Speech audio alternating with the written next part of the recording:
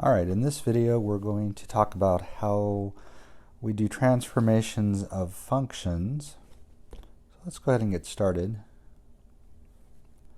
So we're going to talk about two different kinds of transformations. The first one is what we call vertical and horizontal shifts. And so let's look at number one here.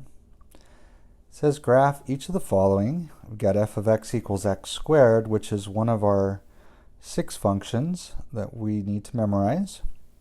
And then on part B, we're going to graph x squared plus 3. So let's get started here. Now for x squared, we know we want to use -2, -1, 0, 1, and 2. And again, I want you to have these points memorized. Basically, all we have to do is square each of these values.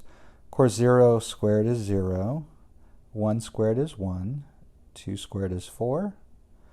-1, when you square it, is also 1, just like 1 squared. And when you square -2, you also get 4, just as we did with 2. And so these are the 5 points that we should know when we graph f of x equals x squared. So let's look at how x squared plus 3 compares to this. So we'll start with the same values, or look at the same inputs. So let's again start with 0. G of 0 is going to be 0 squared plus 3, which is going to give us 3. So we got the point 0, 3. If we plug in 1, we're going to square 1. 1 squared plus 3, we're going to end up with 4 on that one. If we plug in 2, we're going to square 2 and add 3, so that'll be 4 plus 3, which is 7.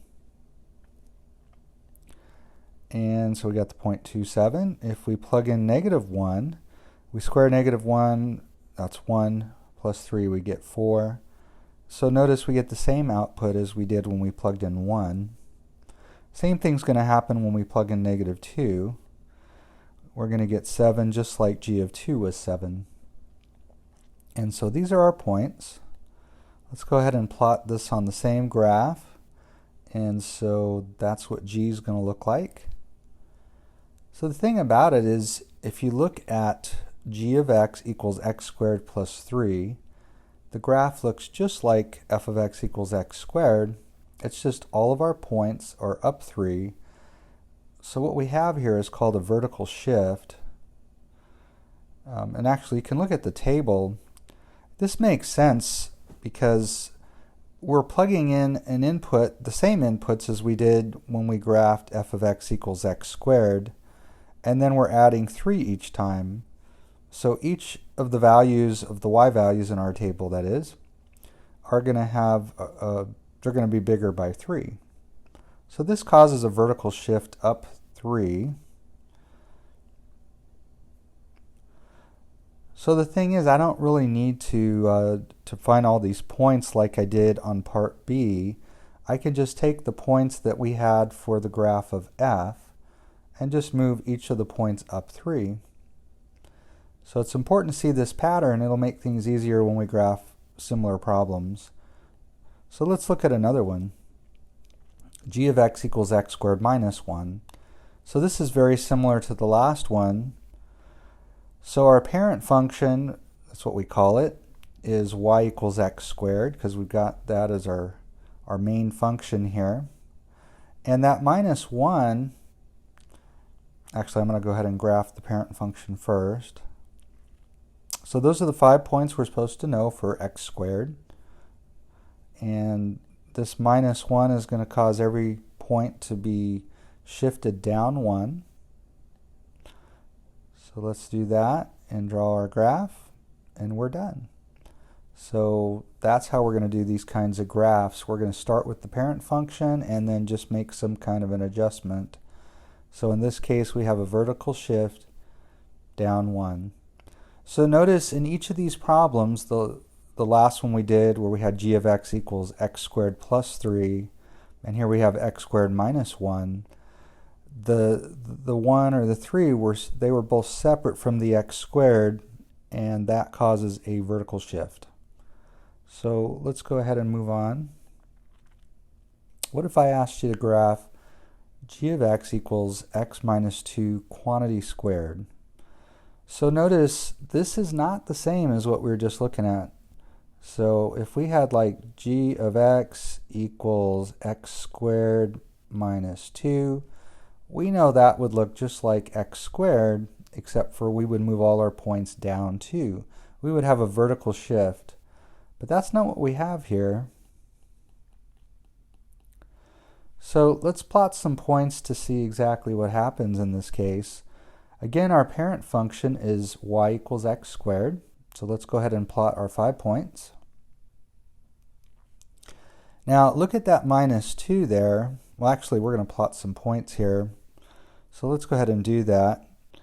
If we plug in 0, we get 0 minus 2 quantity squared. So that's going to be negative 2 squared, which gives us 4. We're just multiplying negative 2 times negative 2. So 0, 4 is on the graph. Let's go ahead and plug in 1. We get g of 1 is equal to 1 minus 2 squared, quantity squared, and that's going to be negative 1 squared, which is 1. So 1, 1 is on the graph.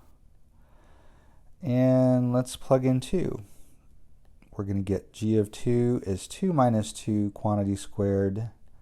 That's going to be 0 squared, or 0. So we're going to get 2, 0 on our graph. And you can kind of see what's happening here, at least it looks like. We've got the left side of a parabola here. Well, let's continue and let's just confirm that. So if I plug in 3, g of 3 is 3 minus 2 quantity squared. That's going to be 1 squared, which gives us 1. So 3, 1 is on the graph. And so you can see at this point that we've found our vertex, or our turning point, the point 2, 0. And I would expect that the next point, when x is 4, we would be up at 4. And you could plug that in if you want to confirm that, but that is going to work, and we get this graph here. So I was kind of expecting a horizontal shift, but I was thinking it would go left 2, but it actually goes right 2. And so this is how we're going to indicate that it goes right 2. So with horizontal shifts, we find that they work opposite of what we might expect. This is a horizontal shift right 2. And again, I want to make this comment. Horizontal shifts are the opposite of what you might expect. I was thinking it'd go left 2, it actually goes right 2. And so that's how horizontal shifts will work. They're not as straightforward as the vertical shifts. All right, let's do another one. So here we have g of x equals the quantity x plus 3 the quantity x plus 3 squared. And so our parent function is still the same, y equals x squared. And we know those are our 5 points for y equals x squared. And in this case, again, the plus 3 is inside the parentheses with the x. This causes a horizontal shift. And we're going to go left 3. And so let's go ahead and move each of our points left 3. So we do that, and then we'll draw the graph. And we're done. So here we have a horizontal shift left 3. All right, so number 5 is similar. It's possible we could have more than one shift, so why don't you try this one and then you can see how I graph it.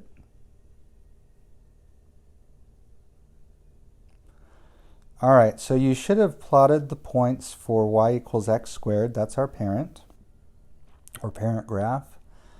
And so I know that when I have a number like that minus 3 there that's separate from the part being squared, that's going to cause a vertical shift. That's going to be down 3. And I know with that plus 1, it's inside with the x here. It's part of what's being squared. That's going to cause a horizontal shift, and this is the one that's backwards. So it's going to go left 1. And so I need to take each of my points and move them left 1 and down 3.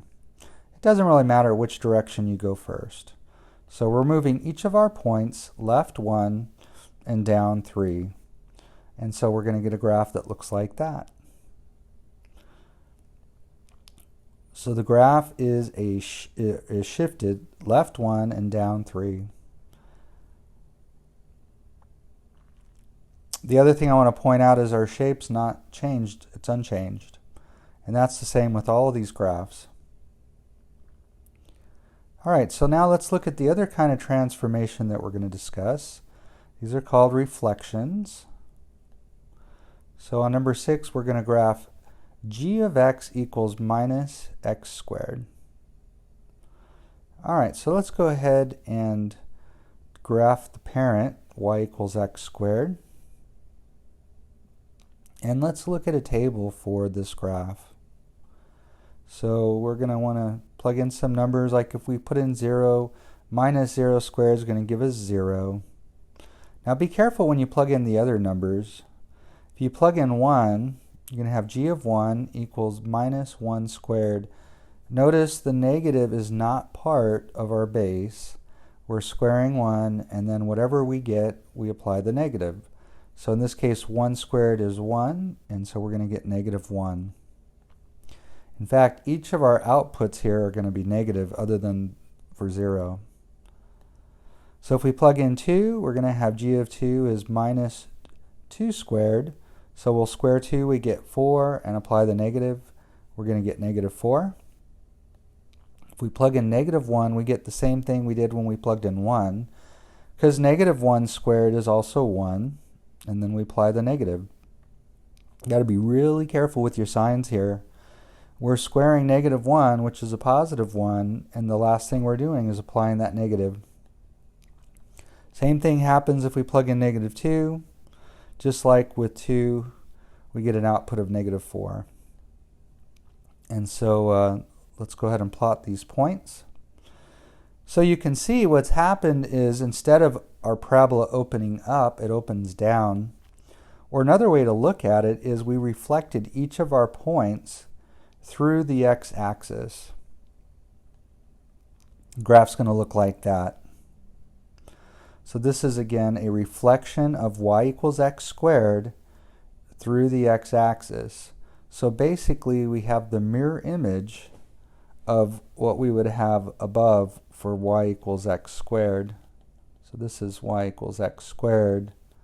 We basically reflected all of our points through the x-axis, and we get this new graph, the one that's in blue here. All right. And I just want to point out one thing. And notice when you have a reflection through the x-axis, we're going to use an arrow that goes up and down.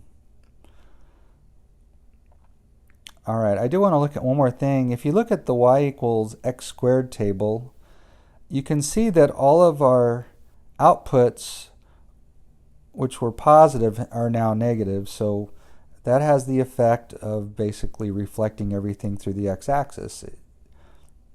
All right, let's move on to the next problem. So g of x equals minus x squared plus 2. So again, our parent is y equals x squared. So there's our 5 points for y equals x squared. So we know we have a vertical shift here up 2 because of that plus 2. And because of the minus, we're going to have a reflection through the x-axis. So it's important that you know that in a case like this, we always want to do the reflection first. So we're going to reflect the graph before doing any shifts. So that's a good rule of thumb. So let's go ahead and reflect our points through the x-axis, and we get this graph here. Now that's not my final answer. I still need to I still need to shift each of these points, each of these 5 points up 2. So let's do that. So I just shifted my 5 key points up 2, and so our final answer is this graph here. So we did the reflection first, and then the reflected graph, we took each of our points, our key 5 points, and moved them up 2 to draw the final graph. All right, so we've been actually, before we go on to the next thing, I would encourage you to try this problem, and then I'll show you how to do it. All right, so let's see how you did. So first of all, you should have graphed the parent function. There's your 5 points. Now let's look at each of the parts that we have to deal with here. We have the -3. I know that that number is separate from the part being squared. That's going to cause a vertical shift down 3. Inside the parentheses, I've got that +2 there, and I know that's going to cause a horizontal shift left 2. And finally, the minus in the very front is going to cause a reflection through the x-axis. So we know we want to do the reflection first, so let's do that. In fact, I'm going to go ahead and draw a graph that's dotted. So basically, my graph's going to look just like this one, but I need to move each of these 5 key points 2 to the left and down 3. And again, it doesn't matter whether you go left first or down first. So let's move each of those 5 points left 2 and down 3, and that's going to be the graph that we get. That's our final answer. All right. So we've been working with a parent function of y equals x squared, but it turns out we can do this technique, these transformations, using any of our key functions or our basic functions. So on number 9 here, notice we're working with a new parent function, y equals the square root of x, or the square root function. So that's the one where we have 3 points that we should know. Let's see, if we plug in 0, the square root of 0 is 0, the square root of 1 is 1, and the square root of 4 is 2. Those are our 3 key points. I'm just going to put them on both graphs. You can always go back and look at our parent functions or our basic functions if you didn't remember that. So now on number 9, the +3 there is going to cause a vertical shift up 3. The minus, which is in front of the function, is going to cause a reflection through the x-axis.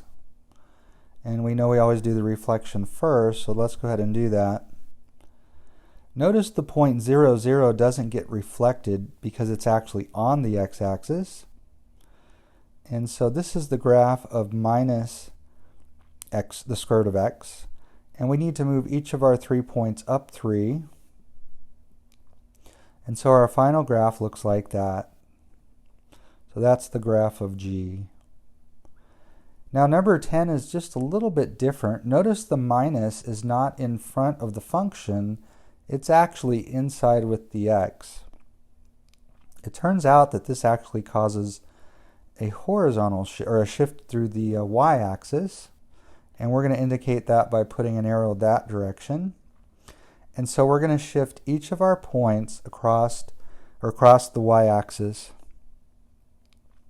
So if we look at the original function, our parent function, it looks like that. So this function shifted or reflected across the y-axis looks like that. So that's our final answer. And that's it for this lesson.